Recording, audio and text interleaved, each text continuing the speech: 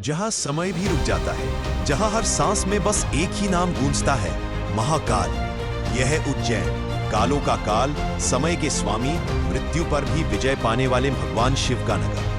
कहते हैं यहाँ हर दिन भोर से पहले वो आरती होती है, जिसे देखने के लिए लाखों लोग दुनिया भर से आते हैं। आरती जो किसी फूल से नहीं बल्कि चिता की राख से होती है। यहाँ मृत्यु भी मोक्ष का मार्ग बन जाती है। यहाँ का हर कण, हर हवा, हर धड़कन शिवमय है। और यही वो नगरी है जहाँ राजा कोई मनुष्य नहीं, यहाँ का एकमात्र राजा है महाकाल। कहते हैं इस मंदिर के सामने से आज तक किसी की बारात नहीं निकलती, क्योंकि उज्जैन में दो राजा नहीं हो सकते। रात के समय यहाँ कोई राजा, कोई मंत्री, यहाँ तक कि प्रधानमंत्री तक नहीं रुकते, क्योंकि जब अंधेरा छाता है तो उज्जैन की गलियों में राज करता है केवल एक ही नाम, कालों के काल, महाकाल। तो आइए आज हम आपको ले चलते हैं उस रहस्यमयी नगरी में जहां मृत्यु भी हार मान जाती है, जहां भक्ति और भय दोनों एक साथ खड़े हैं, और जहां हर पत्थर से आवाज आती है जय श्री महाकाल। कहते हैं समय किसी के लिए नहीं रुकता, पर एक जगह ऐसी भी है जहां खुद काल रुक जाता है। वह जगह है उज्जैन का महाकालेश्वर मंदिर। भारत की पवित्र धरती पर अनेक ज्योतिर्लिंग है, पर उज्जैन का महाकालेश्वर सबसे अद्भुत, सबसे रहस्यमयी है, क्योंकि यह वह शिवलिंग है जो स्वयंभू है, यानी धरती के गर्भ से स्वयं प्रकट हुआ। बहुत प्राचीन काल की बात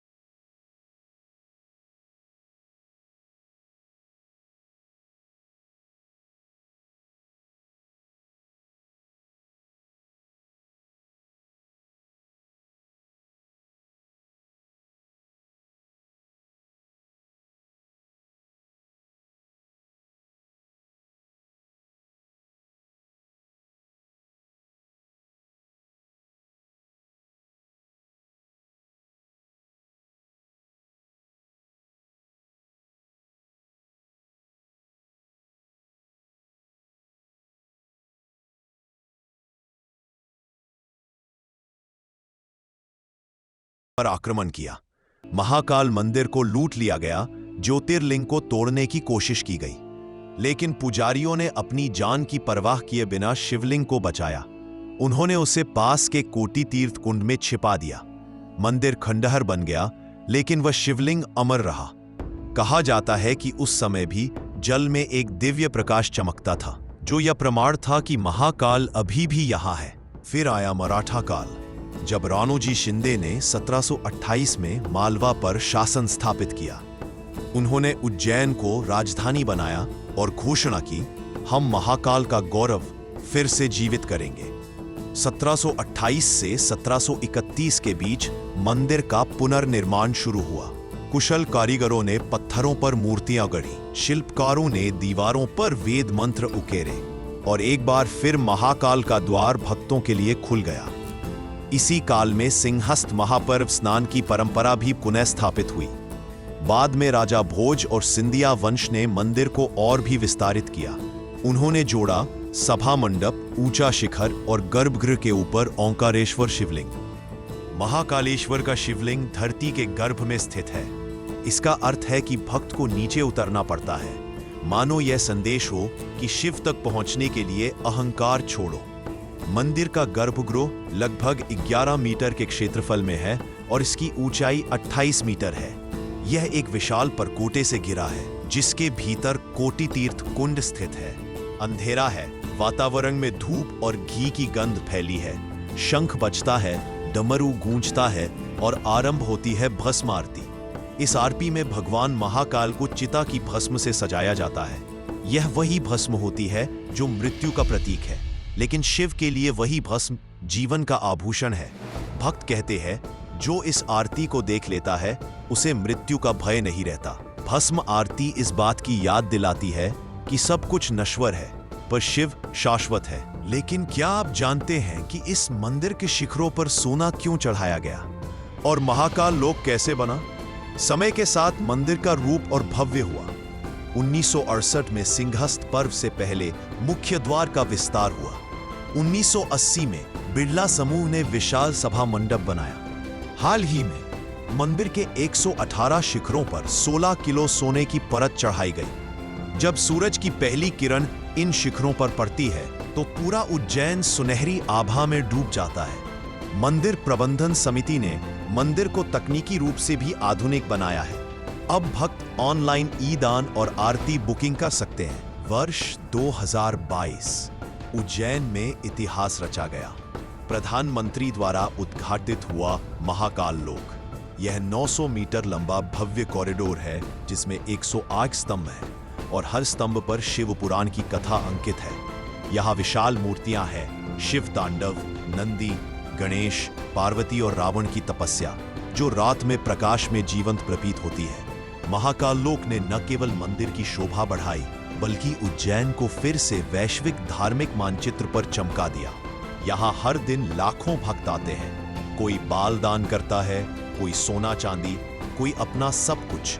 मंदिर में हर साल करोड़ों रुपए और टनों सोना चढ़ता है, पर सबसे बड़ा दान वो है भक्ति का दान।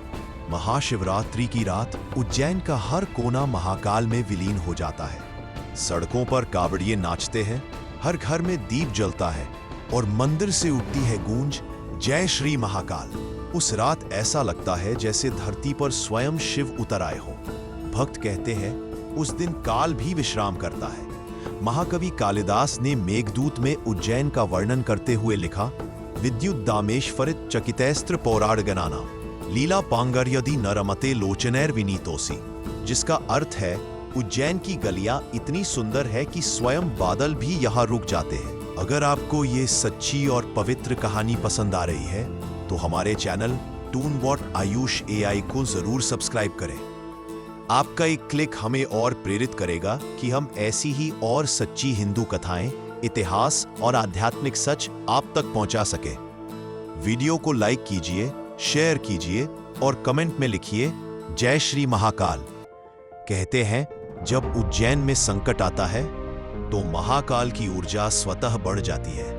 कई बार रात में मंदिर से डमरू की अनसुनी ध्वनि सुनाई देती है, जिसे पुजारी शिव का संकेत मानते हैं। कई भक्तों ने अनुभव किया है कि आरती के दौरान उन्हें अपने पीछे किसी अदृश्य शक्ति का स्पर्श महसूस होता है। वह मानते हैं यह स्वयं महाकाल की कृपा। आज भी कहा जाता है कि महाकाल मंदिर के नीचे सुरंगनुमा मार्ग है, जहां से शक्तियां पृथ्वी के तल तक जाती हैं। वैज्ञानिक भी मानते हैं कि यहाँ की भू ऊर्जा भी अद्भुत है। भक्त इसे शिव की चेतना कहते हैं। यहाँ जब डमरू बजता है तो हवा में एक कंपन फैलता है, जो शरीर के भीतर ओम की अनुगूंज पैदा करता है। यही कारण है कि महाकाल के द्वार पर प्रवेश करते ही मन शून्य हो जाता है। महाकाल का अर्थ केवल भगवान शिव नहीं बल्कि समय का अंत है। वह आरंभ भी है और समापन भी। कहा गया है काल भी जिनके चरणों में समर्पित हो जाए वही महाकाल है। यह मंदिर हमें सिखाता है कि मृत्यु से डरना नहीं चाहिए, क्योंकि वह भी शिव की लीला है। यहाँ जो आता है वह स्वयं को पा लेता है। महाकाल वह शक्ति है जो समय को चलाती है, जो जीवन देती है और अंत भी करती है।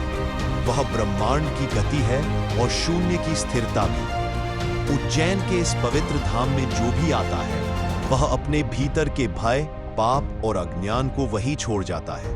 यहाँ केवल एक ही सत्य रह जाता है, शिव ही सत्य है। महाकाल की कथा केवल इतिहास नहीं, ये भारतीय आत्मा की पहचान है। ये सिखाती है कि जब तक समय है शिव है, और जब शिव है तब सब संभव है। अगर आपको ये सच्ची कहानी पसंद आई हो तो टूनबॉट आयुष AI चैनल को सब्सक्राइब करें, वीडियो को लाइक करें और कमेंट में लिखें जय श्री महाकाल। क्योंकि हर शब्द, हर कहानी एक ही दिशा में जाती है, महाकाल की ओर।